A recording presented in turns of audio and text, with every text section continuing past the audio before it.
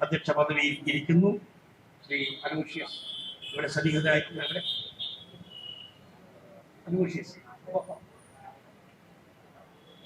Aloysius Xavier ഇവിടെ KSUവിനെ നയിക്കുന്നു.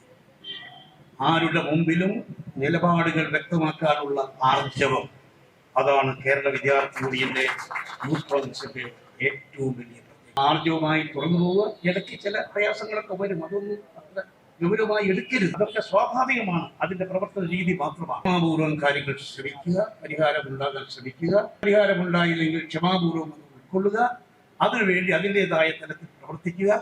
സമരം ചെയ്യുന്നതോടൊപ്പം തന്നെ ക്രിയാത്മകമായ പാതയിലൂടെ ഉമ്മൻചാണ്ടി KSUവിനെ നയിച്ചു.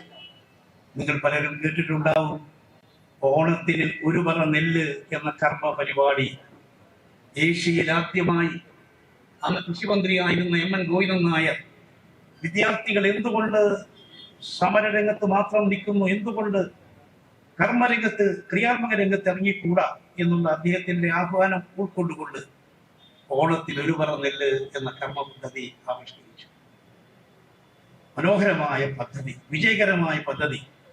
1968 കുന്നംകുളത്ത് ചേർന്ന KSUവിന്റെ സംസ്ഥാന ക്യാമ്പിനോടനുബന്ധിച്ച് കുന്നംകുളം പാറയമ്പാടത്ത് വെച്ച് ആദരണീയനായ MN ഗോവിന്ദൻ നായർ ഉമ്മൻചാണ്ടി പ്രസിഡന്റായ KSUവിന്റെ ഓണത്തിന് ഒരു പറ നെല്ല് ഉദ്ഘാടനം ചെയ്തത് വലിയൊരു സംഭവമായിരുന്നു. കേരളത്തിന്റെ ചരിത്രത്തിൽ, വിദ്യാർത്ഥി പ്രസ്ഥാനങ്ങളുടെ ചരിത്രത്തിൽ സുവർണ രേഖകളിൽ എഴുതപ്പെടേണ്ട ഒരു മഹാസംഭവമായി, സംരംഭമായി ഇന്നും അത് അംഗീകരിക്കപ്പെടുന്നു. അന്ന് കേരളം മുഴുവൻ വളം നൽകിയത് MKK നായർ അധ്യക്ഷനായ FACT-യിൽ ചെന്നത് കളക്ട് ചെയ്ത് കേരളത്തിലെ എല്ലാ DCCകളിലും എത്തിച്ചാലുള്ള ചുമതല എന്നെയായിരുന്നു എത്തിച്ചത്. എത്ര മനോഹരമായ അനുഭവങ്ങൾ. പിന്നീട് ഉമ്മൻചാണ്ടി യൂത്ത് കോൺഗ്രസ് അധ്യക്ഷനായി. ഉമ്മൻചാണ്ടി അധ്യക്ഷനായ KSUവിന്റെ ഒറ്റപ്പാലം ക്യാമ്പിനോടനുബന്ധിച്ചാണ് NSUI രൂപം കൊണ്ടത്. അന്ന് ഉമ്മൻചാണ്ടിയും ആന്റണിയും അതുപോലെ ഹസനും KC ജോസഫും തിരുവഞ്ചൂരും CH ഹരിദാസും മുല്ലപ്പള്ളിയും ഞങ്ങളെല്ലാവരും കൂടി ഇരുന്ന് ചർച്ച ചെയ്തപ്പോഴാണ് ബംഗാളിലെ ഛത്രപരിഷത്തും KSUവും ചേർന്ന് മറ്റ് സംസ്ഥാനങ്ങളുമായി ബന്ധപ്പെട്ട് national students union of India രൂപീകരിക്കണമെന്ന താല്പര്യം, ആവശ്യം ഉയർന്നു വന്നതും അന്ന് കോൺഗ്രസ് വർക്കിംഗ് കമ്മിറ്റി അംഗമായ വൈരാർജിയെ ചുമതലപ്പെടുത്തി. ഞങ്ങൾ ഇന്ദിരാഗാന്ധിയായി വളരെ അടുപ്പമായിരുന്ന വൈരാർജി അതിൽ ഇടപെട്ടു. NSUI രൂപീകരിച്ചു. ആദ്യത്തെ കൺവീനർ KSU പ്രവർത്തകനായിരുന്ന അഡ്വക്കേറ്റ് TG വിശ്വനാഥനായിരുന്നു.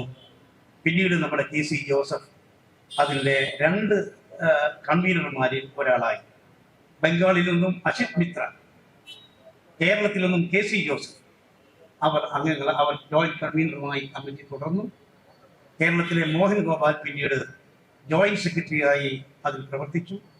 KSUവിൻ്റെ NSUIയുടെ പ്രഥമ അഖിലേന്ത്യാ സമ്മേളനം 1974 തിരുവനന്തപുരത്ത് വെച്ചാണ് നടന്നത്. അതോടനുബന്ധിച്ചുള്ള ഇന്ത്യയുടെ എല്ലാ ഭാഗത്തു നിന്നും വന്നിട്ടുള്ള അന്നത്തെ വിദ്യാർത്ഥി നേതാക്കൾ, ഒരു കാര്യം ഞാൻ എടുത്തു പറയട്ടെ, ഇന്ന് ദേശീയ രാഷ്ട്രീയത്തിൽ പല പാർട്ടികളിലായി ചിതറിക്കെടുക്കുന്ന പ്രമുഖ നേതാക്കൾ അവരൊക്കെ ആ സമ്മേളനത്തിൽ NSUI പ്രതിനിധികളായി തിരുവനന്തപുരത്ത് സമ്മേളിച്ചിരുന്നു എന്ന് ഈ അവസരത്തിൽ ഞാൻ പറഞ്ഞു. പിന്നീട് ഉമ്മൻചാണ്ടി യൂത്ത് കോൺഗ്രസ് പ്രസിഡന്റായി. അത് കഴിഞ്ഞു സംസ്ഥാന നിയമസഭയിലേക്ക് തെരഞ്ഞെടുപ്പ്. യൂത്ത് കോൺഗ്രസിന്റെ നേതാക്കന്മാരായ 5 പേർ അന്ന് നിയമസഭയിലേക്ക് തെരഞ്ഞെടുക്കപ്പെട്ടു.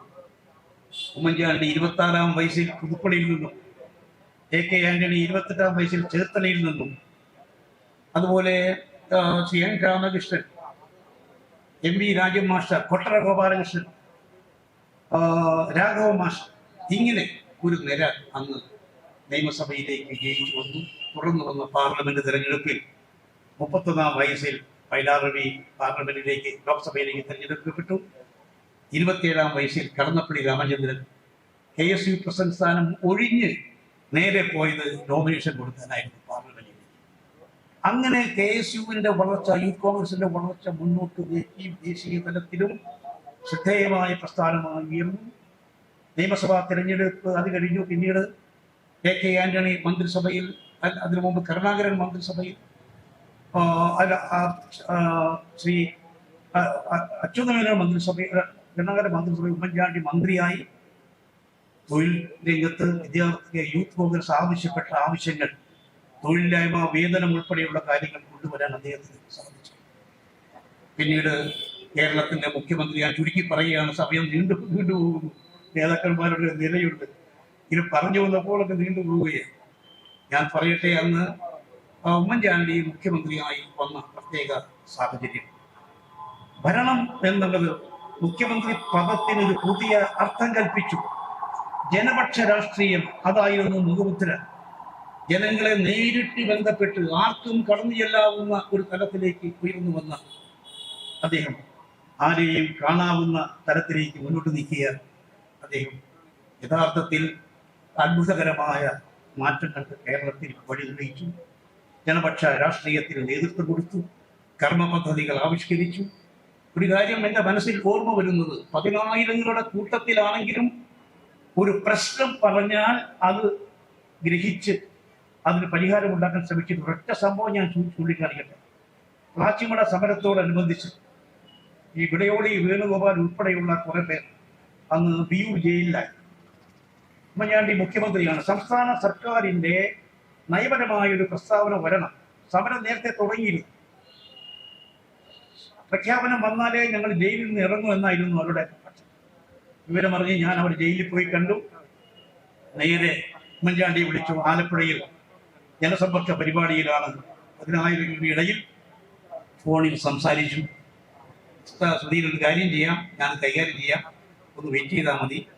അത് കഴിഞ്ഞ് 1.5 മണിക്കൂർ കഴിഞ്ഞപ്പോൾ PJ ജോസഫ്, അന്നത്തെ ജലസേന വകുപ്പ് മന്ത്രി PJ ജോസഫിന്റെ സ്റ്റേറ്റ്മെന്റ് വന്നു. അവരാവശ്യപ്പെട്ട തരത്തിലുള്ള സ്റ്റേറ്റ്മെന്റ് വന്നു. എനിക്ക് അതിന്റെ പകർപ്പ് വാട്സപ്പിൽ കിട്ടി. ഞാൻ അതുമായി ജയിലിൽ പോയി ആ പ്രശ്നം പരിഹരിച്ചു. ഇങ്ങനെ ഓരോ കാര്യത്തിലും ശ്രദ്ധേയമായ രീതിയിലുള്ള പ്രവർത്തനം. ഞാൻ ചുരുക്കുന്നു, ഒരു വയലാർ രവിയും AK ആന്റണിയും ഉമ്മൻചാണ്ടിയുമാണ് എൻ്റെ എക്കാലത്തെയും നേതാക്കൾ. അത് ഞാൻ എല്ലാ കാലത്തും തുറന്നു പറയുന്നത്. പക്ഷെ ഒരു ഏറ്റവും വലിയ പ്രധാനപ്പെട്ട ഒരു കാര്യം, ഈ 3 പേരുമായിട്ടും പല നയപരമായ വിഷയങ്ങളിലും വിയോജിപ്പുകൾ ഉണ്ടായിട്ടുണ്ട്. പക്ഷെ വിയോജിപ്പുകൾ ഉണ്ടെങ്കിലും വ്യക്തിപരമായ സ്നേഹബന്ധത്തിന് ഒരു തരത്തിലുള്ള ക്ഷതവും ഏറ്റിട്ടില്ല. ആ കാലഘട്ടത്തിലെ ഏറ്റവും വലിയ നേട്ടം എന്ന് പറഞ്ഞാൽ ഞങ്ങൾക്ക് കിട്ടിയ പരിശീലനം. KSU യൂത്ത് കോൺഗ്രസ് കാലത്ത് ക്യാമ്പുകളിൽ നിന്ന് കിട്ടിയ പരിശീലനം, ആരുടെ മുഖത്ത് നോക്കി അഭിപ്രായങ്ങൾ പറയാനുള്ള ആർജവം ആ തലമുറയ്ക്ക് പകർന്നു നൽകിയത്, ആ ക്യാമ്പുകളിലാണ് അത് പകർന്നു നൽകിയത് വയലാർ രവിയും MA ജോണും AK ആന്റണിയും ഉമ്മൻചാണ്ടിയും അടങ്ങിയ ആ നേതൃത്വമാണ് എന്നുള്ളത് ഈ അവസരത്തിൽ ഞാൻ ഓർക്കുന്നു.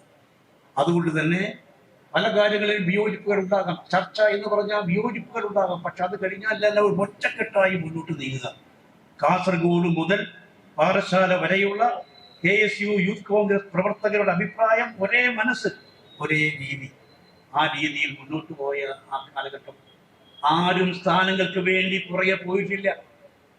എല്ലാവർക്കും അർഹതപ്പെട്ട പദവികൾ അറിഞ്ഞ് ഏൽപ്പിക്കാനുള്ള ഉത്തരവാദിത്തം, ആർജവം അന്നത്തെ നേതൃത്വം കാണിച്ചിരുന്നു. ഒരിക്കൽ പോലും ഒരു പദവികൾക്ക് വേണ്ടി ആരെയും സമീപിക്കുന്ന ഒരു കാലം ഉണ്ടായിട്ടില്ല. ആ ഒരു കാലം മനോഹരമായ ഒരു കാലം, ജീവിതത്തിൻ്റെ രാഷ്ട്രീയ ജീവിതത്തിൻ്റെ വസന്തകാലം എന്ന് വിശേഷിപ്പിക്കാവുന്ന കാലഘട്ടം. കേരളത്തിന് ആ തലമുറ നൽകിയ നേട്ടം, അത് പ്രത്യേകിച്ചും അന്നത്തെ parliamentary party leader Karunakaran, KPCC president KK Viswanathan, ആ നിലയിൽപ്പെട്ട പഴയ തലമുറയുടെ പിന്തുണയോടുകൂടി കേരളത്തിലെ യുവജന രംഗത്ത് ആർജവം നടത്തിയ ആ കാലമാണ്. അതിന്റെ തുടർച്ചയാണ് ശ്രീ ജനീഷ് യൂത്ത് കോൺഗ്രസ് അധ്യക്ഷ പദവിയിൽ ഇരിക്കുന്നു. ശ്രീ അലൂഷ്യസ് ഇവിടെ സന്നിഹിതരായിട്ടുള്ള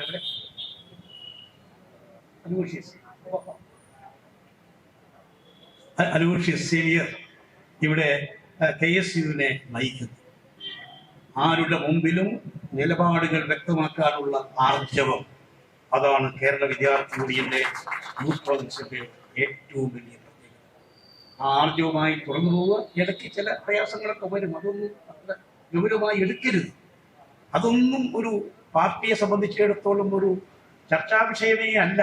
അതൊക്കെ സ്വാഭാവികമാണ്, അതിൻ്റെ പ്രവർത്തന രീതി മാത്രമാണ്. പക്ഷേ ക്ഷമാപൂർവം കാര്യങ്ങൾ ശ്രമിക്കുക, പരിഹാരമുണ്ടാകാൻ ശ്രമിക്കുക. പരിഹാരമുണ്ടായില്ലെങ്കിൽ ക്ഷമാപൂർവം ഉൾക്കൊള്ളുക, അതിനുവേണ്ടി അതിൻ്റെതായ തലത്തിൽ പ്രവർത്തിക്കുക. ആ കേരള വിദ്യാർത്ഥി യൂണിയനും യൂത്ത് കോൺഗ്രസും നടത്തിയ ആ പ്രവർത്തന പശ്ചാത്തലം അത് കേരളത്തിലെ, ഇന്ത്യയിലെ തലമുറകൾക്ക് ഒരു മാതൃകയായിരുന്നു. ആ മാതൃകയുടെ ചുവട് പിടിച്ച് പഴയകാല പ്രതാപത്തിലേക്ക് ASU യൂത്ത് കോൺഗ്രസിനെ മുന്നോട്ട് നയിക്കാൻ ഇന്ന് ASU യൂത്ത് കോൺഗ്രസ് ഇടക്കാലത്തുണ്ടായ അല്പം ക്ഷീണം മാറി വീണ്ടും പഴയ പ്രതാപത്തിലേക്ക് കടന്നു വരുന്ന ഒരു കാലഘട്ടത്തിലൂടെ മുന്നോട്ട് പോകുമ്പോൾ ഉമ്മൻചാണ്ടിയുടെ ഓർമ്മ അത് കേരളത്തിലെ കോൺഗ്രസിന്, UDF-ന്, ജനാധിപത്യ മതേതര പ്രസ്ഥാനങ്ങൾക്ക് എന്നെന്നും പുതിയ ആർജവം പ്രദാനം ചെയ്യും, ഊർജം പ്രദാനം ചെയ്യും. എന്നെന്നും പ്രചോദനകരമാണ്. ആ പ്രിയപ്പെട്ട ഉമ്മൻചാണ്ടിയുടെ സ്മരണയ്ക്ക് മുന്നിൽ ദീർഘമായ എൻ്റെ വാക്കുകളിൽ ഉപസംഹരിക്കുന്നു. പ്രിയപ്പെട്ട ഉമ്മൻചാണ്ടിയുടെ എല്ലാവിധ സ്നേഹാദരങ്ങളും അർപ്പിക്കുന്നു. ഈ സമ്മേളനം ഔപചാരികമായി തുടങ്ങി വെച്ചതായി പ്രഖ്യാപിക്കാം.